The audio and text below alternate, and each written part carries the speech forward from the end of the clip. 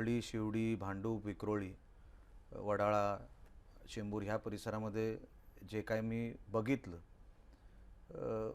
मला असं दिसलं की उभाटा आणि मनसेनेची जी काही युती झाली आहे त्यांनी हत्यार टाकलेत. असं कुठेही त्यांचा कार्यकर्ता, आता जिथे आदित्यजींचा मतदारसंघ आहे तिथे मी काम करतो अनेक दिवसांपासून, पण असं कुठेही जाणवलं नाही की हा ठाकरेंचा मतदारसंघ आहे. एक तर लुक पण तसा नव्हता, झोपडपट्ट्या वगैरे, म्हणजे 2 टर्म आमदार असून सुद्धा त्या मतदारसंघात तशी काय छाप पाडू शकले नाहीत ते. कार्यकर्त्यांचं जाळं बांधू शकले नाहीत ते. जे जाळं आहे ते इकडे आलेलं आहे मोठ्या प्रमाणामध्ये. जे राहिलेले आहेत ते काहीतरी ऑब्जेक्टिव्हमुळे राहिलेले आहेत. ते संध्याकाळी फोन करतात, असे कॉन्टॅक्टमध्ये असतात. तर जे जाळं बघायला पाहिजे, शिवडी जिथे शिवसेनेला जेव्हा म्हणजे आपण पूर्वीच्या काळात जी काही ही होती संघटना, शिवडी आणि त्या परिसरामध्ये मराठी माणूस मोठ्या प्रमाणात होता. नक्कीच. आणि मोठ्या प्रमाणामध्ये त्यांच्या मागे होता. पण आज तसा दिसत नाही.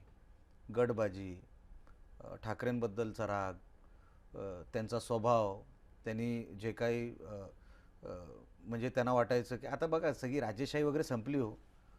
आता आपण सगळे एक आहोत, एका लेवलवर आहोत. तुम्ही कोणतरी स्पेशल नाही आहे आणि मी दुय्यम दर्जाचा नाही आहे.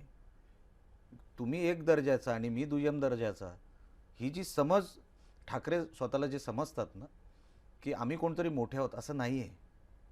हा त्यांचा गैरसमज आहे. ह्या निवडणुकीत तर ते कळेलच त्यांना की आता एक जे शेवटचं जे काही त्यांच्याकडे राहिलं होतं मुंबई महानगरपालिकेची निवडणूक, ती पण ते तसे लढवत नाहीत. आता शाखेत जाऊन काहीच उपयोग नाही. आता शाखेत गेल्यानंतर जो काय उरला शिवसैनिक आहे, जो सगळ्या पक्षांची टचमध्ये आहे, तो तुम्हाला काय मदत करणार आणि काय ती मतं आणणार, तो म्हणजे त्यांच्याकडून ते सगळ्या कॉन्टॅक्टमध्ये आहेत दुसऱ्या पक्षांच्या. ठाकरे दोन्ही म्हणजे उद्धवसाहेब असतील किंवा राजसाहेब असतील, त्यांच्या स्वभावाचा आणि त्यांच्या त्या आम्ही कोणतरी आहोत, तुम्ही कोणच नाही आहात. मराठी माणूस होता म्हणून तुम्ही होतात. आणि हे सगळं प्रेमानं स्वर्गीय बाळासाहेब ठाकरेंवरचं आहे. ब्रँड स्वर्गीय बाळासाहेब ठाकरे आहेत. आता मी जर नारायण राणेंचा मुलगा म्हणून मी जर स्वतःला काहीतरी समजायला लागलो आणि कोकणामध्ये त्यांच्यासारखा फिरायला लागलो, लोक म्हणतील तू काय केलं आहेस. आता ते दिवस गेले ना, की बापामुळे मुलाला सगळं काय मिळतं आणि मुलगा वाटेल ते करू शकतो. आता दिवस ते गेले मॅडम. आता तसं काय राहिलेलं नाही.